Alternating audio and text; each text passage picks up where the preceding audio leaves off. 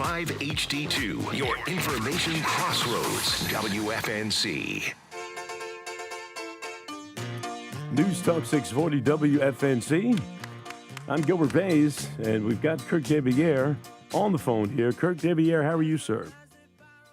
I'm doing well, sir. Good morning. Good morning to you. Appreciate the flexibility. Yeah, we got to do what we got to do. We We do the same thing with the mayor, and why wouldn't I do it with you as well?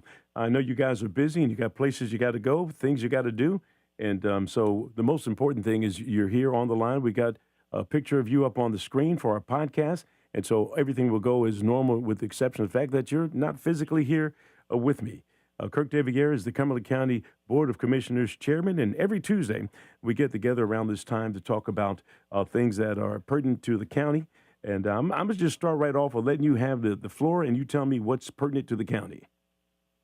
Yeah, well, this week, as we move into Thursday, we have our agenda session, much like what the city of Fayetteville does in a work session. So this is where we're getting updates from our staff. We're going to have a lot of good updates this week. We're anticipating some discussions around our Crown Theater and Arena modernization. We're going to see an update on our Crown Corridor study, or the master plan that we approved several months ago. We're going to be getting several updates around some information. We've got the Cape Fear Valleys coming to give us a presentation around some capacity for behavioral health. We're going to be getting an update from the Alliance, which we know is one of our other behavioral health partners as well. So we're looking forward to this meeting. This is a good kind of back into the swing after a little bit slower July. Even though we didn't have a work session or an agenda session in July, and so we're looking forward to receiving the updates from the staffs and give us some direction to keep moving all the multiple things that we're doing moving forward. I was talking to somebody yesterday, and they were like, and there's just a lot going on right now. And there is, and that's why it's important that, the commissioners receive the timely updates that we need to keep advancing not only the projects, but the policies and things like that that we're moving towards as well. So we'll also receive an update on the Gillespie Street site. So as you remember, Robert Van Giens came and talked to us about the opportunity for that downtown hotel and mixed-use development opportunity that would include some event space, parking, full-service hotel, that types of thing. We're going to receive an update on that and the progress on that. We're working, we've got a consultant that is working that with some developers nationally right now. So we're looking forward to an update on that as well. So as you can imagine, a lot going on, but all positive things. And had a good meeting last week for our community input session around data centers as well.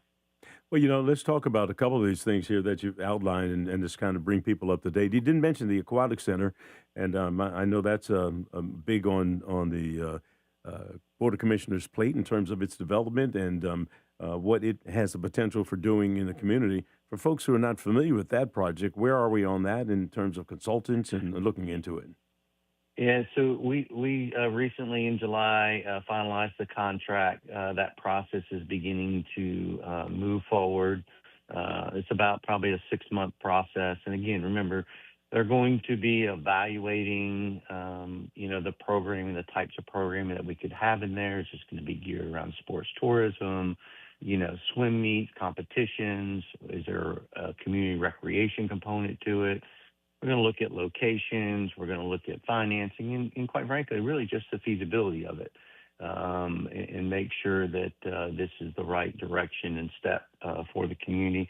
We've definitely heard from the community that there's a need for it. If you look across the region, I know a lot of people like to point to the great facility that Hope County has right across the line, but we're envisioning more of that regional draw that will allow us to really focus on some of the sports tourism component to this and provide the ability for our local high school teams as well to be able to do the work that they need to do because they lack the facilities to be able to do that. So probably won't see an update on that this week. I would envision probably in September, October timeframe, we'll receive a more formal update from our consultant. We have several pools in the area right now. I think there was a new one added with the senior center down off Murchison Road. Is that Senior Center East or Senior Center East, yes. yeah. There's it's a nice pool for seniors. As a matter of fact, when that was being constructed, we did a story on it, and I asked the consultants what that was going to be like. They said it was going to be a heated pool as well, and not only is it heated, they're going to keep it like at 88 degrees or something because seniors need a little warmer water. So there's that facility. Fayetteville State, I don't know if Fayetteville State's pool is Olympic-sized pool, but that facility is there. But what we're building is different than both of those type things, or with the vision of what you're saying the county commissioners is looking to build is different than what we already have in the area. Yeah. Oh, much so, even different than what you see across the line in Hope County. So think, look at the Greensboro Athletic Center and some of these larger facilities that are attracting the levels of competitions and, multiple areas for, training and in competitions and those types of things. So we're looking forward to, seeing what comes back. This is something this community has talked about for a long time. We've got to look at the financial side of it. We got to look at the partner side of it. How is this going to be structured? Is this more of an opportunity for a public-private partnership? Are there, different, parties that would want to be a part of this? So that's the other piece of this that will come back is what does that financial stack look like, but also who are the partners or organizations or entities at the table, running this, and quite frankly, then who actually runs the operation and maintenance of it as well. There'll be some information around that as well. But we're looking forward to having that back. And no, I'm not going to beat this down here, but just last part on this. Has there been an analysis done on what Hope County is doing with theirs in terms of what they've been able to attract in terms of major competitions and how profitable has their aquatic center been? Yeah, we did some preliminary looks on it. I think that's a piece of what you'll see in the feasibility study. So you'll see other locations and what they do. When Hope County built that, it was a blend of recreational and some of the school kind of competition, and so that'll be a piece of what this feasibility study comes back with. But we're going to be looking at things. The vision for this is. And the concept for this is a lot bigger than what you see, right now regionally, and that's why we think there's an opportunity for us to continue to be this draw for tourism and sports tourism. And you look at just the capacity across the county that's been built. I know our Convention and Visitors Bureau is having a lot of robust conversations in the community around sports tourism and the availability of sites and really being able to maximize the capacity. So you see, there was just the city of Fayetteville brought on the tennis center downtown. You've already seen an announcement about, a state tournament coming there.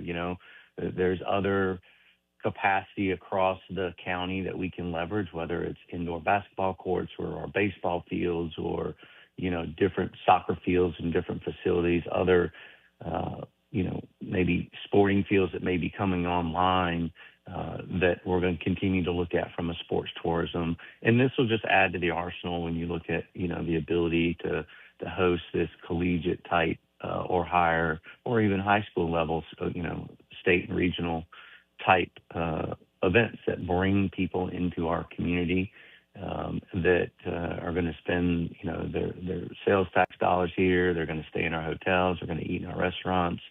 That's a piece of it, and we've realized and have seen that our tourism is an industry here that we need to harness and work collaboratively across not only the CVB but across the elected bodies, as well as when you talk to folks like Fayetteville State and Methodist University and FTCC, and in a very collaborative way.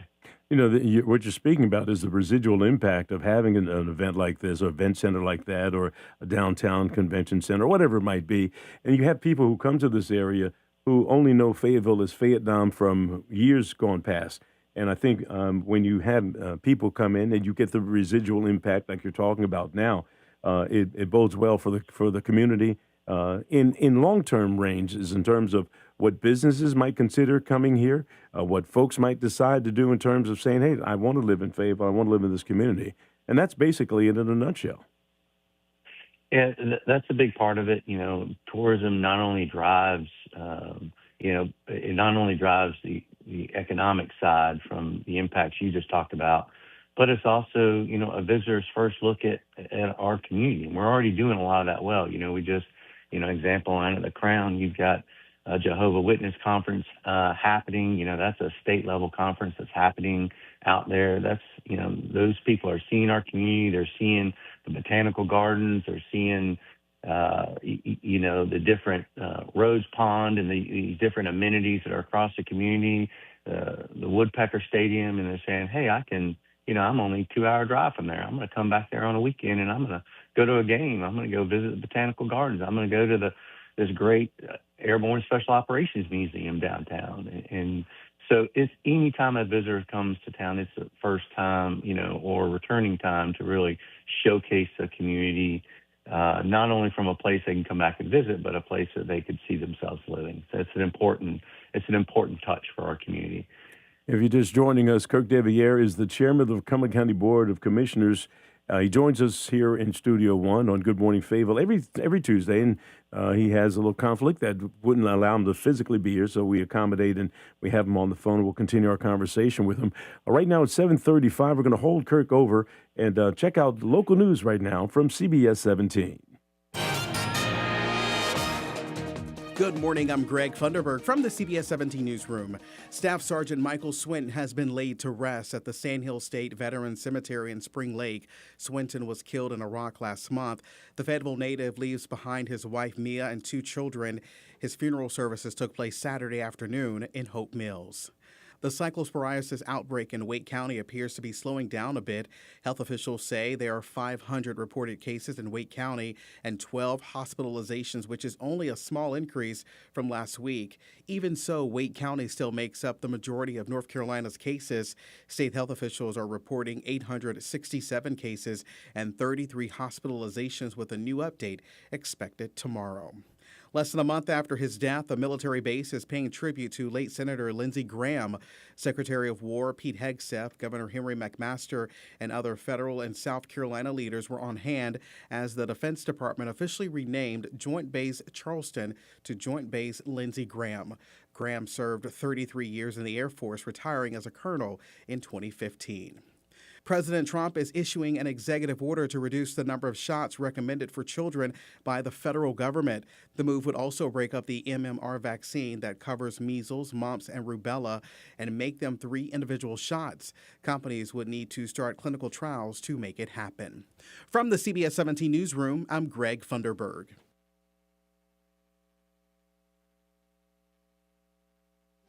Today will be partly cloudy with a few evening thunderstorms and a high of 96. Tonight will be partly cloudy with thunderstorms ending in a low of 75. And Wednesday will be partly cloudy with a few more afternoon storms and a high of 97. While every day has a chance for a thunderstorm, the real focus will be the heat and the fact it's going to feel like the triple digits through the end of the week. That is your Fayetteville forecast. I'm CBS 17 meteorologist Rachel Dunsing. All right, Rachel, thank you. 75 degrees right now. Fayetteville, Fort Bragg, and also Spring Lake. You're listening to News Talk 640. We're WFNC. This report is sponsored by USPS Ground Advantage. We mean business. Pump up the volume. Business moves fast. Pump up the volume. When you ship with USPS Ground Advantage, you can keep up with confidence. Visit USPS.com/Ground Advantage to learn more.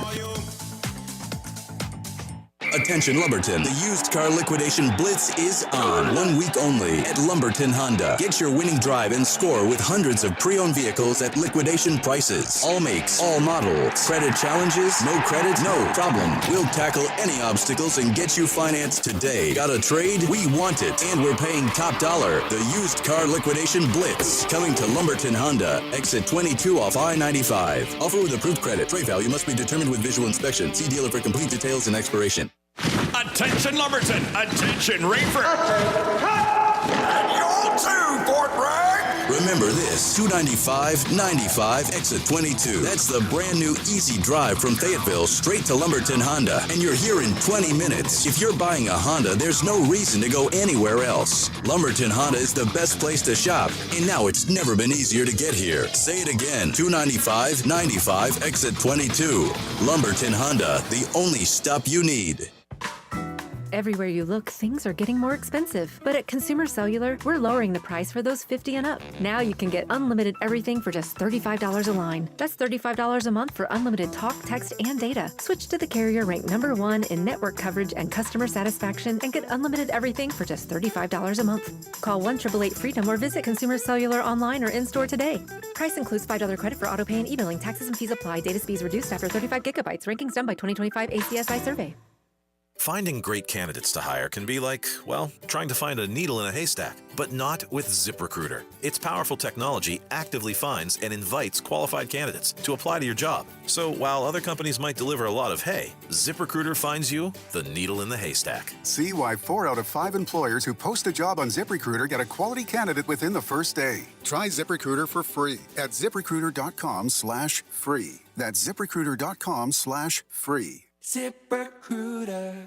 Texting enrolls you in a recurring automated marketing text messages. Consent not required to purchase. Message and data rates may apply. The team's looking good this season. I think so. Man, I miss playing football. Ever since I turned 40, I just can't find that fire I used to have. Think it could be lower testosterone? What do you mean? I was feeling the same way. After 40, the body has less testosterone, and men lose their edge. That's why I take Nugenix Total T2. That's the testosterone booster, right? Yes, but Total T2 is their brand new formula that skyrockets nitric oxide levels in as little as 3 hours. Since I started taking it, I've been lifting like when we played for Coach Carter. My energy is way up, and it even spiced up things between me and the missus. Are they still giving out complimentary bottles? Yep, just send a text. Text HIM to 215-215 for your complimentary bottle of Nugenix Total T2, the next generation testosterone booster. Text now and we'll include a bottle of Nugenix Thermo X, our newest, most powerful fat burner ever, absolutely free. Text HIM to 215-215. That's HIM to 215-215. These statements have not been evaluated by the FDA. This product is not intended to diagnose, treat, cure, or prevent any disease. Paid for by Adaptive Health.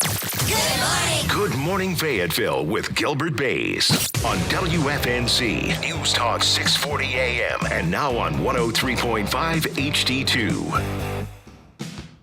News Talk 640 WFNC. Do I have KIRK deVIERE still on the air? Do I have to push the button again? KIRK, are you there?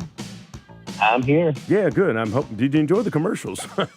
They were wonderful. Yeah. I missed our off-air conversation, but that was great. Well, that is the one thing, and you and I have always said that some of the best conversations happen when the mics are off, and you and I talk about different things. So now we don't have that, so we're gonna have to be on the up and up and tell everybody what we're talking about. Look, let's talk about the data centers because there's been an extensive reporting on that. I talked with Mayor Mitch Colvin, and he went up to a place up in Virginia, and they physically took a look at a place that had 293 data centers and been there. I've had Clarence Biggs in here, who has a data center at the AIT building downtown. This is a conversation that's not going away. The city had a meeting yesterday. I think, does the county have one today somewhere as well? We have one tonight, correct? We had one. So we're doing what we're calling our public input sessions. So it allows community to provide input into this process, another opportunity. We've done some of that already. We had a meeting last Thursday from about 6 to about 7:30 at Stedman Baptist Church in Stedman. About 75 people attended, and they were given the opportunity to move around. We're kind of set up to where they can come in and give they can give their input on different areas like power and water, kind of those core areas, environmental impacts in the different water, those kind of pieces, and they can move from table to table and or area to area and kind of have those conversations and give the input. What do they want to see? What do they like? What don't they like? What are you're hearing a lot of these 15 best practices, and we're seeing this best practice in this area, or this environmental group is saying, hey, you need to look at this. So we're allowing everybody to kind of give us some of that input and really just give us their thoughts as well. What's important to them? how far away do they want to see a setback? What are they concerned about on noise and those types of things? And so great attendance. About 75 people attended last week. Tonight at 6 p.m. again, we are in Grays Creek. We're at the Grays Creek Recreation Center, and we'll go through the same process. This isn't county commissioners standing up talking to you. This is individuals coming in, providing input. We got some really great feedback last week about the structure of the event. People felt like they were able to be heard. They weren't just coming there to be talked at. So we're looking forward to tonight. I hope we have continue to have a larger attendance. I think we will. I appreciate the news outlets reporting about it, and so I think that will pique some additional interest around it. But it's an important part that we want to go through. And then we always also have on our website, we've got a community survey as well. So we want to encourage people to go there, cumberlandcountync.gov and /data center, and you can, or just go to the main website, you'll be able to see it. And I want to encourage people to take that and share that. This is a period during this 6-month moratorium that we're in that we are, continuing to gather input, information, look at best practices, look at, things across, other municipalities and counties that they are in, states that they're instituting when it comes to pieces of this ordinance. And then we'll take that next step to begin reviewing a draft agreement. Now, remember, ours is a little different. We're moving through our Joint Planning Commission. So our ordinances will come through our Joint Planning Commission, which is made up of, all the municipalities across Cumberland County, except for Fayetteville. They don't participate in that. They have kind of their own system based on the size of the city that they have. So that process will come, that the initial draft will come up through the Joint Planning Commission. Again, a couple other opportunities for public input once the draft ordinance is out there, and then it will eventually make its way to if it's ready and we're ready to move forward, make its way to the Board of Commissioners. And the process, as you describe it, when the residents come out, excuse me, there's the tables there, you can kind of go around. Nobody's talking at them. You're really more listening than doing any talking at these sessions.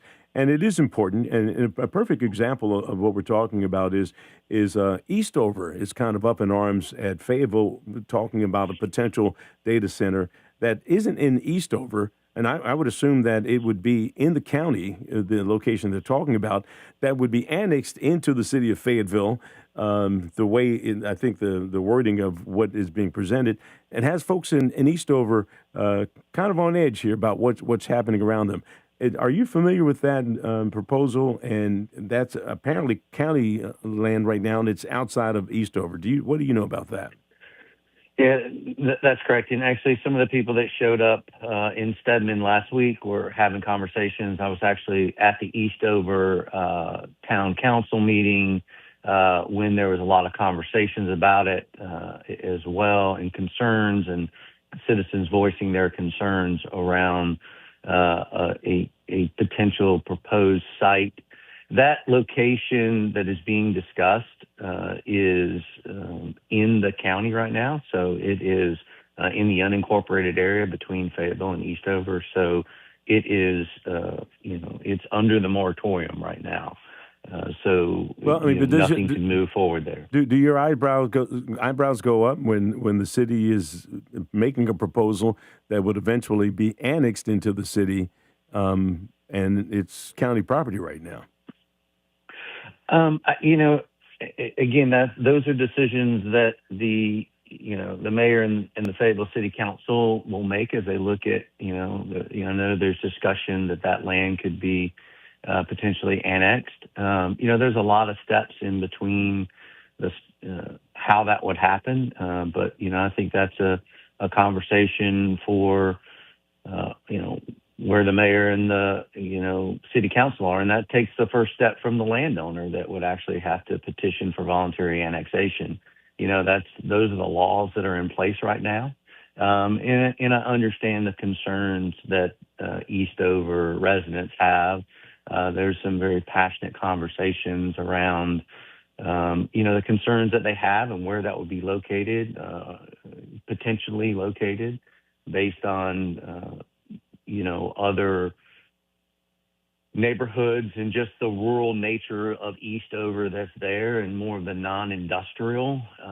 But we'll see how this plays out. The Fayetteville City Council, as they have their ordinance discussions, and I know they had one last night, and it looks like they took another 45 to 60 days to kind of gather additional input into the text amendments they were looking at. And I don't want to speak too much about the city's side of it, but depending on what that final ordinance looks like, and that's why it's important that the citizens from Eastover and other communities continue to have those conversations. You look at all the municipalities are probably going to have these conversations around what ordinances they want to put in place within their own town limits. Although a lot of these smaller towns, when you talk Linden and Stedman and Wade and Godwin and Falcon, I mean, their footprints are pretty small, and it's probably not feasible or comprehensible that you would actually put a data center inside the town limits. But so it's really going to be in the unincorporated areas as well as maybe in and around the city of Fayetteville. Well, it sounds like there's a ton of conversations that have to happen, and it's going to happen. At least no one is jumping to the gun, and all of a sudden one is being built in the area, although there is a small one that the AIT building has been there for years in terms of talking with Clarence Briggs and his operation there. And what's put in the different communities, we have an opportunity to see them. It's not like this is something new. What has changed, though, in having conversations with folks is what was the data centers that were originally put in. The technology has changed so much that the use of water, use of energy, and things have also changed over time. So I think those are all things that you're evaluating and determining what policies are going to be put in place. And it's my understanding that the city of Fayetteville and Cumberland County will work. The policies will probably not mirror each other, but have some of the same tendencies to make sure that what's happening in the county is happening in the city as well.